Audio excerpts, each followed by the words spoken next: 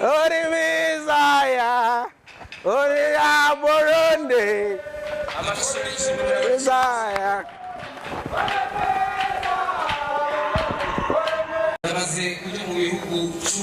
And I must confess that Burundi is the country with the most natural beauty. I couldn't believe the beauty that I saw the first time that I came to this country. And it's about time you all start appreciating the beauty of Burundi. My message will be very short. Fablice is the representation of the quote, when you play on home grounds, you score more goals.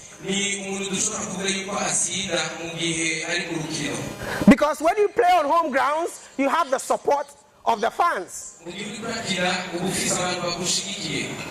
Listen, it's about time. I mean, the first time that I came to this country, he was building the first ever gated estate in this country. And I'm here for the second time, which is less than a year, for another 18 townhomes. So it's about time for me to learn the language, because I believe that in 6 months' time I'll be coming back. And I'll be coming over and over again, because Fablice is a trailblazer. And this is my message for today. Africa can only be built by Africans. Don't let anyone lie to you. China is not your friend. Russia is not your friend. Europeans are not your friends. Your fellow Africans are your brothers and sisters. And it's about time for you to start trading with each other. It's about time for us to put our differences aside. It's about time for us to put our tribal stuff aside. It's about time for us to put our political affiliations aside and come together and build Africa. Listen, we have so many Africans living in the diaspora. They are the ones that speak so badly about Africa sometimes. Who do you want to build Africa? You're living in Germany. You are living in Australia. You are living in the UK. You are living in the US. It was built by their own people.